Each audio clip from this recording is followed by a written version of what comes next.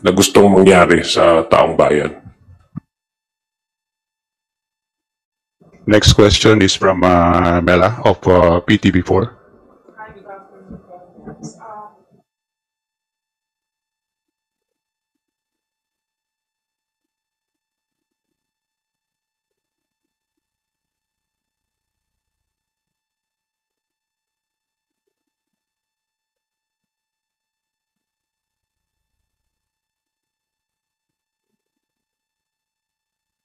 Leadership.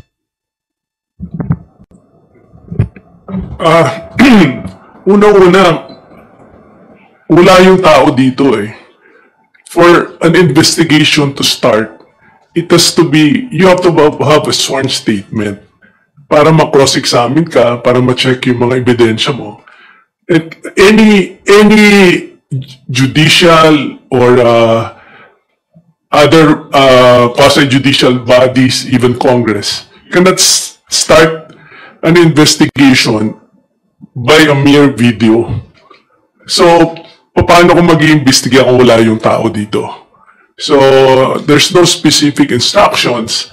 And it's very clear from the start, no, sa pag-upo ni Speaker Boji, na we submitted to the jurisdiction of the ICI. And to the members that were mentioned na involved sa flood control, everybody submitted to ICI.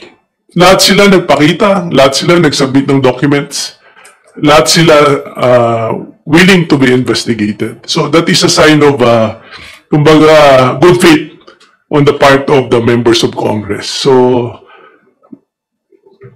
again, babalik tayo doon kung gusto niyang patunayan lahat yan. He has to come home and submit a sworn statement for any investigation doon sa mga allegations niya na imbestigahan ng kahit na anong body, even Congress. And kumustahin ko na lang din po, how's the morale sa House of Representatives ngayon given na may mga idinadawit nga po ng mga kongresista and even dito sa video ni former Congressman Saldico, nabanggit nga si former Speaker Martin Romualdez. Kumusta po yung moral at performance ngayon ng House despite all this happenings po? Despite all this, parang lahat kami, we try to focus on the job of a legislator. Siyempre parang masama din na naririnig namin all the accusations against us as a member. Kasi nagtatrabaho po kami talaga sa legislation and masakit po na nadja-judge kami, nadja-generalize when if ever there's something, sigurado naman kami na may nangyari talaga because of the involvement of Chair Saldico. So siguro meron a few dyan na damay, pero sana naman hindi yung ma-reflect on all the members kasi alam ko with all the members nakikita ko po sino po yung talagang nagtatrabaho and we really focus on really working on legislation and things na kailangan para sa bansa. Alam niyo, hindi na namin sana papansinin ito eh. Di ba? Kasi puro malabo yung mga kwento niya eh. Di ba? For example, sabi niya, yung presidente kinausap si Secretary Pangandaman at si Undersecretary Bersamin para puntahan siya at makiusap na magsingit ng 100 billion na projects, no? Masyado na siyang bilib sa sarili niya. Sinong presidente ang kailangan makiusap sa isang committee chairman sa House, no? At hindi naman niya kayang i-deliver lahat yan. So bakit siya papakiusapan ng napakaraming makapangyarihan na tao, di ba? Para gawin yung hindi naman niya talaga kayang gawin. So number one, yun, medyo malayo talaga yun sa katotohanan, ano? Pangalawa, wala daw siyang natanggap or nakuha dito sa lahat ng mga projects na to. Di saan nang galing yung mga aeroplano? Saan nang galing yung mga helicopter? Yung mga bahay niya sa Europe at kung saan-saan. Di ba? Saan nang galing lahat yun? Yung hotel niya. Saan galing yun? Oh, dapat pakita niya kung saan. Kasi talagang kung iisa-isahin mo yung mga sinabi niya, talagang parang hindi ka makasagot dahil napaka-imposible. Di ba? So ganon. I think ihambing natin yung sitwasyon sa kung anong sinasabi niya, no? meron ba tayong listahan ng kanyang properties? I think, There's pictures. parang may tinignan namin kung ano yung mga properties niya talaga. Alam niyo yung mga aeroplanong nando sa kanya? Ay, hindi gawang biro yun, ha? Mga $36 million yung isa. Tatlo yan. Diba? Yung mga helicopter na lang, ang mamahal niyan. Hindi yan kaya kahit na ng mga malalaking kumpanya sa Makati. Alam mo yun? Kung ihambing mo, compare mo yung anong nasa kanya, doon sa ibang mga napakalaking mga kumpanya, lamang pa siya eh. So, saan ang galing lahat yan? Kung yung mga malalaking kumpanya na ang tagal ng natatag, di ba? Big industry leaders cannot afford what he is showing, di ba? So, ano yan? Milagro? Sana naman nang galing yan. So, ang dami kasing sinasabi niya na parang mapapatahimik ka na lang kasi imposible talaga. Hindi mo alam paano mo sasagutin dahil ang layo talaga sa katotohanan. Kasi ito tayo, nagpapaliwanag tayo paano siya nagsisinungaling. Nako, talagang ang hirap kasi pag ng tao nagsalita ng walang kabase-base, mahirap i-debate yun. Di ba? Mahirap. It's so hard to argue with somebody who is talking crazy. Because obviously, whatever argument you have will have no relation to the truth. Wala siyang kinikita. Nakiusap sa kanya yung presidente. Nako, parang hindi talaga pwede yung ganyan. Okay, before I recognize Earl and the UNTV, may follow-up questions muna against si Tina Panganiban. Yes, go ahead. Sorry po sir, patanong lang po ng office ko. Any reaction po dito sa sinabi ni Yusek Claire Castro na nagagamit daw po si Zaldico? Ang sabi po ni Yusek, tingin ko nagpagamit si Zaldico. Sa aking pananaw, tiniming ito kasi ang gusto ng mga gustong magpabagsak sa Pangulo ay mawala ang Pangulo. Kaya maaaring magamit ito. Ako lang, personal na pananaw ko to. Pinangakuan na kapag kami ang nasa pwesto, mapalitan ng Pangulo, hindi ka uusigin.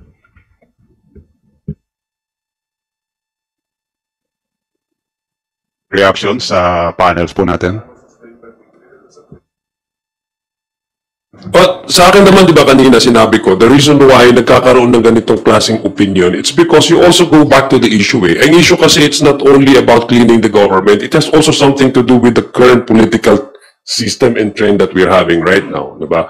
So, kaya nga sinasabi ko, kanina po, in-explain ko po sa inyo, I think it's convenient for former Congressman Saldi to point out, to throw the blame to the one who is more authoritative, in terms of power and mandate, that's the speaker and that's the president, so that he can appear as the least guilty, someone who has been used, for the benefit of a certain individual, which in this case, according to him, is the president. Kama nga yung sinabi po ni Manong Ronnie, imposibleng maniwala din po ang tao na sasabihin mo wala kang kinuha pero it does not reflect to the current, the asset that he has. It's clearly, to me, it's clearly preposterous to say that you have not gained anything from that kind of transaction when in fact your asset speaks of the exact opposite of what you're claiming to be, So tatanungin mo talaga, so bakit napaka-convenient ituro siya? So definitely, somebody has to benefit from all of this. From all of this revelation that he has.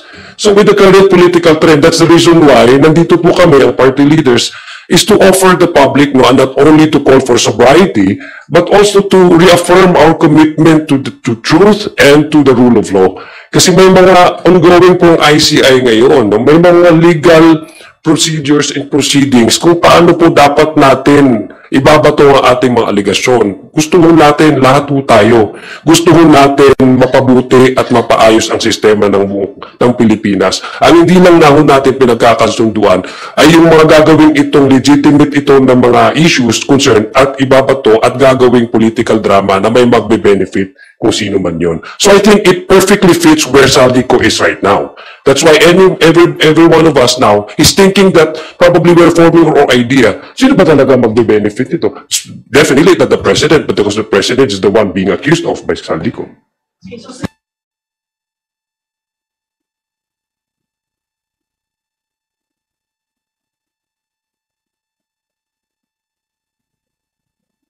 siguro si Saldi lang makakasabi niyan, no? We can all guess and speculate. Pero sa akin naman talaga, siniseryoso natin to talaga. Kasi lahat ito mga imposibleng sinasabi niya, pinag-uusapan natin para matinong konversasyon ito, no? Wala talagang walang base talaga yung mga sinasabi niya. Parang, ano ba to? Kahit ano lang sabihin ng tao, talagang i-analyze natin to death. Malabo talaga. Walang laman lahat na sinasabi nila Imposible lahat na sinasabi nila. Kaya, kung may makinabang dyan, di ko alam. Pero, siguro, ewan ko, ba't hindi natin hingian ng mas marami pang proof, no?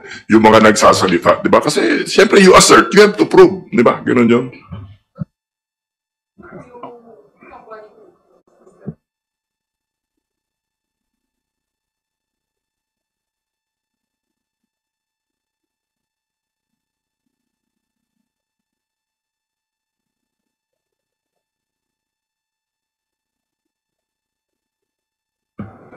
Siguro yung kalaban ni Presidente, di ba? Kasi kaya nila in-atake para mag-benefit sila. Sino yun? Hindi natin alam.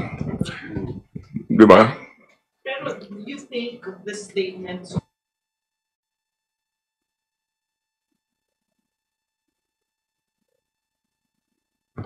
Kung sinali nila sa distab yan, mahina sila magplano. Walang kwenta yung kwento Alam mo yun? Mag-isip sila kung talagang gusto nila magganyan. Gandahan naman nila. Medyo maniniwala tayo ng konti.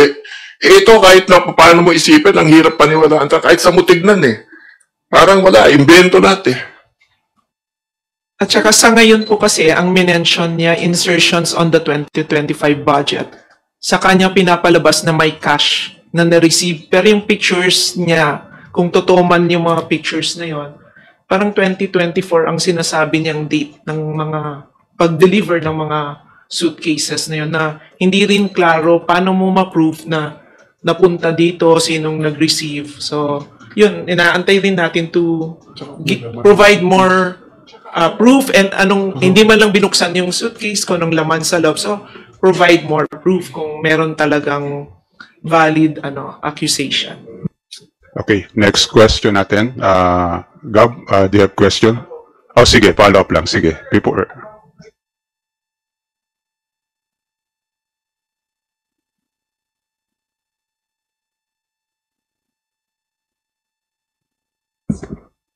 Yung mga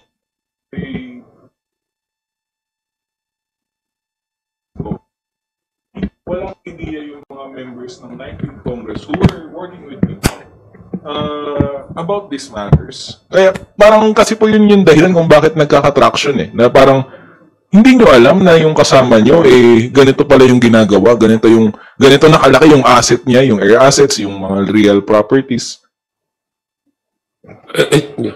Well, unang-una nagkaka-traction ba yan? Kasi meron din kami mga survey, kung ano ang epekto niyan. I will tell you, you check any survey, social media at lahat, more than half do not believe. More than half. Ang mga we don't know, masan 30-35%. Yung balance lang ang naniniwala. Ilan yun? Ilan-ilan lang. Di ba? So, actually, I don't think it's getting any traction at all. No? Siguro kahit kayo, magsabi tayo ng totoo, naniniwala kayo sa sinasabi niyan. Unang-una, 25 billion ang dineliver niya. Alam niyo ba gaano karami yun? That is 25,000, 1 million bundles. Hindi magkakasya yun sa maletang kinunan niya na mukhang kakabili lang nila sa SM. Alam mo yun? Hindi, I mean, siguro naman we have to require a minimum level of credibility from somebody who will be talking and, be cited and quoted in public, di ba? Kasi there's a certain responsibility we all carry in telling these stories to our people na, syempre, it has to be based on the truth, di ba? Pero kung talaga napaka-imposible, bakit natin pagugulungin yung kwentong ganun? Di ba? Ako sa akin, kalokohan nung unang statement, nakakagulat. Diba? Kasi siyempre, he's accusing the president. We are all serving the president. So siyempre, nasa shock kami. Pero the more you listen to him, the more ridiculous yung kanyang mga sinasabi. Kaya kanina nag-uusap kami,